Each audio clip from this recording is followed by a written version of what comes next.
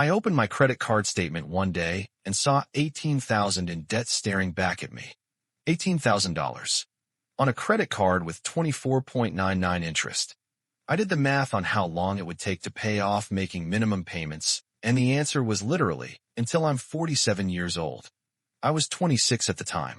That means I would be paying for brunch I had in 2019 well into my middle-aged crisis years. I felt physically sick. Then I felt stupid. Then I felt angry. Then I ate an entire pint of ice cream, which I put on the credit card because at that point, what's another 6.99? For about 3 weeks, I just pretended the debt didn't exist. I stopped opening statements. I avoided checking my bank account. I developed this fun new habit of feeling a spike of anxiety every time I saw an envelope from Chase Bank. Very healthy, very sustainable. Then my roommate, who somehow had his finances together despite making less money than me, asked if I wanted to grab dinner, and I said I couldn't afford it. He looked at me confused because I just told him about booking a weekend trip to Miami. Turns out, I was the person who couldn't afford a $30 dinner but could somehow justify a $400 flight because travel is an experience, and you can't put a price on memories. Except you literally can, and the price is $18,000 in credit card debt. After reading The Total Money Makeover by Dave Ramsey, even though he's kind of intense about certain things, and Your Money or Your Life by Vicki Robin, plus spending way too much time on the personal finance subreddit watching people celebrate paying off their student loans, I realized that getting out of debt isn't actually complicated. It's just uncomfortable. Most people know what they need to do, they just don't want to do it because it requires sacrifice and behavior change and admitting you've been financially irresponsible. But the alternative is staying in debt forever, and that's somehow even more uncomfortable. Here's where everyone gets debt payoff completely wrong, and I lived this mistake for years. They think the problem is that they don't make enough money. If I just got a raise, then I could pay off my debt. If I just got a better job, then I wouldn't be in this situation. If I just won the lottery, all my problems would be solved. But research from the Federal Reserve shows that income level has almost zero correlation with debt levels. Doctors making $300,000 per year have the same average debt-to-income ratio as teachers making $50,000 per year. The problem isn't income, it's spending habits and financial literacy. I wasn't in debt because I didn't make enough money. I was in debt because I spent money I didn't have on things I didn't need to impress people I didn't even like. Every time I got a raise or a bonus, I immediately increased my lifestyle to match my new income. This is called lifestyle inflation, and it's why people making 6 figures can still be living paycheck to paycheck, while someone making $40,000 has a fully funded emergency fund and zero debt. The core principle of getting out of debt is brutally simple. Spend less than you earn and put the difference toward debt until it's gone. That's it. There's no secret strategy, no magic bullet, no financial hack that lets you skip the hard part. You need to create a gap between your income and your expenses, and that gap needs to be big enough to make actual progress on your debt. Most people try to do this by cutting expenses, which is important, but they ignore the other side of the equation, which is increasing income. You need to do both simultaneously. Cut your expenses to the bone for a temporary period and find ways to make more money, even if it's just an extra $500 per month. That combination creates momentum that makes debt payoff feel achievable instead of impossible. I was paying the minimum on my credit card, which was about $340 per month. At that rate, I would have been paying for 15 years and would have paid over $20,000 in interest alone. That's more than the original debt. I was essentially buying everything twice because of the interest. Once I actually understood this, I got angry enough to change. I cut my expenses down to absolute essentials, picked up freelance work on weekends, and started throwing $1,500 per month at the debt instead of $340. Paid it off in 14 months instead of 15 years.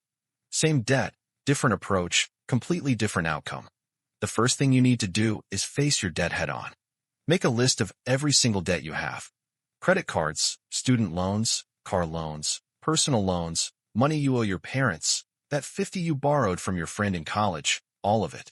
Write down the total balance, the interest rate, and the minimum payment for each one. This will probably make you feel terrible. Do it anyway.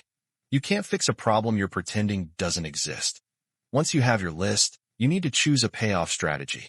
There are two main approaches, and both work if you actually stick with them. The debt snowball method, popularized by Dave Ramsey, says you pay off your smallest debt first regardless of interest rate. Once that's paid off, you take that payment and add it to the next smallest debt. The psychological wins of eliminating debts one by one keep you motivated. The debt avalanche method says you pay off the highest interest rate debt first because it's mathematically optimal.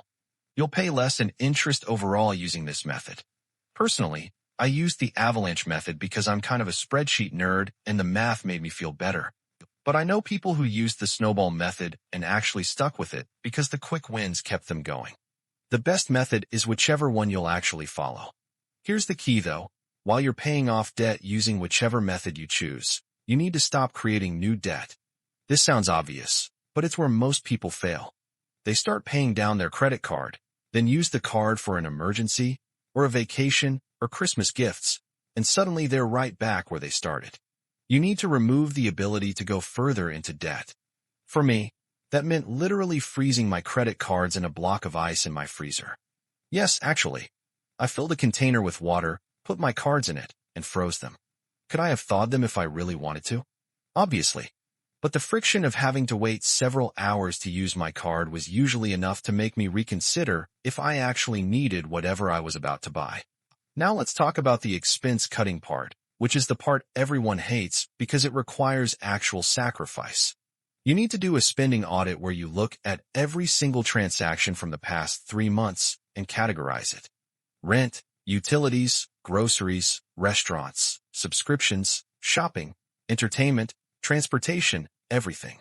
This will be painful because you'll realize you spent $400 last month on food delivery and you can't remember a single meal.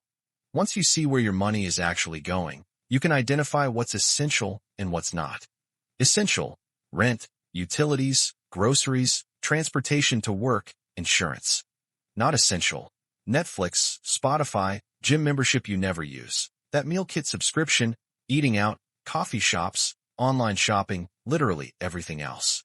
For the period of time you're aggressively paying off debt, you need to cut everything that's not essential. This is temporary. You're not living like this forever. But for 12 to 18 months, you're in debt payoff mode, which means you're choosing financial freedom over lifestyle convenience. I cut my expenses from about $3,200 per month down to $1,800 per month. I canceled all subscriptions except internet because I needed it for work. I stopped eating out completely and meal prepped every Sunday. I stopped going to bars and started hosting game nights at my apartment where people brought their own drinks. I canceled my gym membership and did bodyweight workouts at home. I stopped buying new clothes. I biked to work instead of driving to save on gas. Every single one of these changes sucked at first, but after a few weeks, they became normal. And the momentum of watching my debt balance drop every month made it worth it. The other half of the equation is increasing your income, which most personal finance advice completely ignores. You can only cut expenses so much before you're living on rice and beans in a studio apartment with 4 roommates. But your income potential is theoretically unlimited. You need to find ways to make more money during your debt payoff period. This could mean asking for a raise at your current job. Research shows that 70% of people who ask for a raise get one, but most people never ask because they're scared of rejection. The worst they can say is no, and then you're exactly where you are now. It could mean picking up freelance work in the evenings or weekends. I did freelance writing and made an extra $800 per month, which went straight to debt. It could mean selling stuff you don't use anymore. I made $2,000 selling old electronics, textbooks, clothes, furniture I didn't need. That's 2 months of debt payments right there. The goal is to create as big a gap as possible between what you earn and what you spend, even if it's just for a year. If you can create a $1,500 gap by cutting $700 in expenses and adding $800 in side income, you can pay off $18,000 in debt in 12 months. That's 1 year of sacrifice in exchange for being debt-free for the rest of your life. The math is simple even if the execution is hard. Here's a quick hack that helped me psychologically. I automated everything. On payday, I set up automatic transfers that paid my rent, my minimum payments on all debts except the target debt, and transferred my grocery budget to a separate account. Whatever was left over automatically went to my target debt. This meant I never had to make the decision to pay extra on my debt. It just happened automatically. And because the money was already gone, I couldn't spend it on other things. I was forced to live on what was left, which was way less than I was used to, but it removed willpower from the equation. Another thing that worked was tracking my progress visually. I made a chart showing my total debt and updated it every week as I made payments. Watching that number go down was incredibly motivating.